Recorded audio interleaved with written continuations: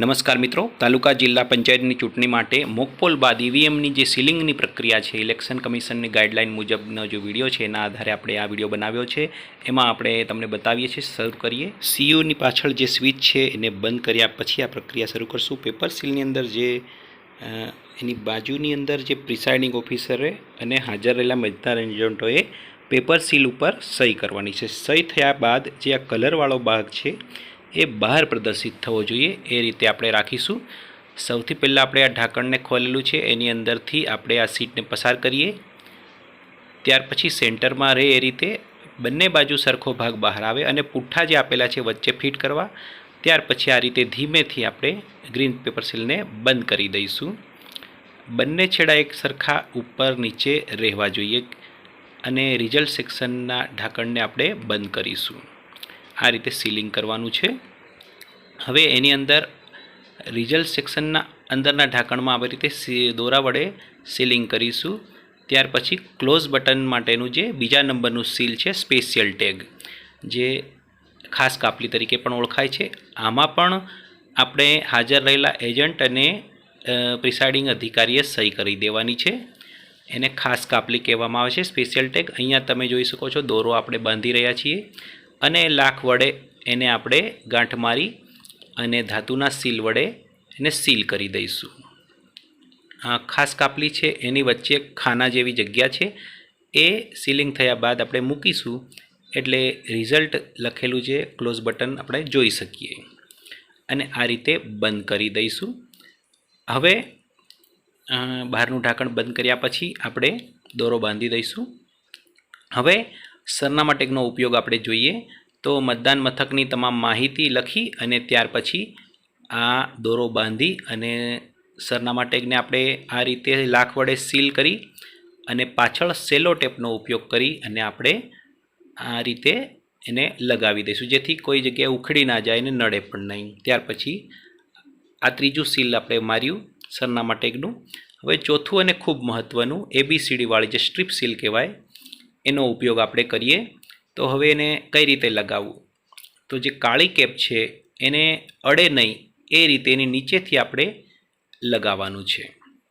સૌથી નીચેનો જે વિભાગ છે એની અંદર આપણે સ્ટ્રીપ સીલ લગાવીશું. સૌથી પહેલાં અહીંથી તમે જોઈ શકો છો એ જે છે એ ખોલવાનો છે, બરાબર સેન્ટરમાં રાખી અને ગ્રીન પેપર સીલનો નીચેનો છેડો એના ઉપર આપણે ચિપકાવી દઈશું આ રીતે.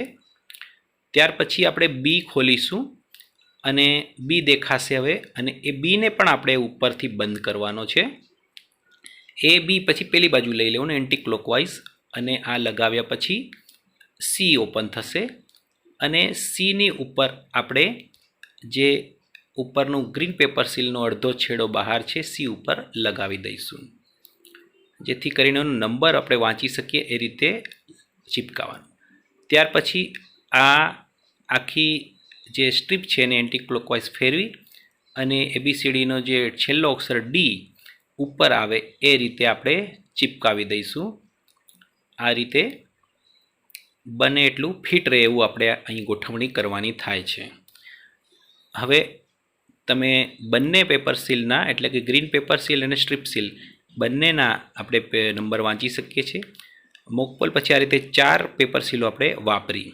હવે જ્યારે પ્રથમ મતદાર આવે ત્યારે આ સીયુની બટન આપણે સ્વિચ ઓન કરી અને મતદાનની પ્રક્રિયા આપણે શરૂ કરી શકીએ છીએ. મતદાન પ્રક્રિયા ચાલુ હોય ત્યારે પ્રિસાઇડિંગ ઓફિસર 2 કલાકે જે ટોટલનું બટન છે દબાવી છે અને ટોટલનું બટન દબાવી અને આપણે 2 કલાકે જોવાનું થાય છે. બીઝી લેબ ચાલુ હોય ત્યારે એ કામ કરશે નહીં. એટલે સાંજે મતદાનનો સમય પૂરો થાય ત્યારે કોઈ લાઇનમાં થાય ત્યારે આપણે ક્લોઝ બટનનું જે કેપ છે એને ઓપન કરીશું અને મતદાન પૂરું થવાનું જાહેર થાય ત્યારે ક્લોઝ બટન દબાવી દઈશું. અને આ રીતે તમે જોઈ શકો છો ડિસ્પ્લેમાં આપણે મશીનનો સમય, નંબર, તારીખ, ઉમેદવારની સંખ્યા અને ટોટલ પોલ વોટ કેટલા મત પડ્યા છે એ બતાવી દેશે ક્લોઝ બટન દ્વારા. હવે પ્રિસાઇડિંગ ઓફિસરે ક્લોઝ બટન દબાવતી વખતે કંઈક ધ્યાન બહાર થઈ ગયું હોય તો ફરીથી પણ તમે ટોટલ બટન દબાવીને એ કેટલા વોટ પડ્યા છે સાંજે જોઈ શકશો. હવે વોટિંગ પૂરું થયું છે.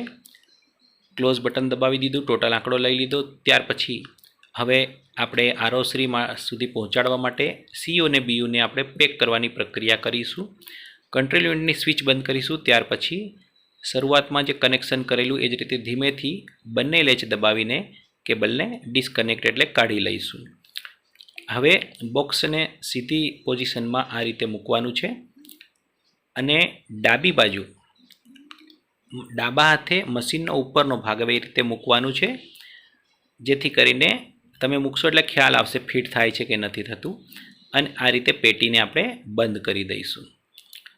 ત્યાર પછી કંટ્રોલ યુનિટ મૂકી હવે બેલેટ યુનિટને આ રીતે આપણે મૂકીશું અને એમાં પણ એ જ પ્રમાણે ડાબા હાથનો ઉપર બાજુ આવે એ રીતે મૂકવાનું થશે. કેબલ આ રીતે ગોઠવી દેવાનો છે અને ત્યાર પછી ઉપરથી આપણે પેટીને બંધ કરી લઈશું.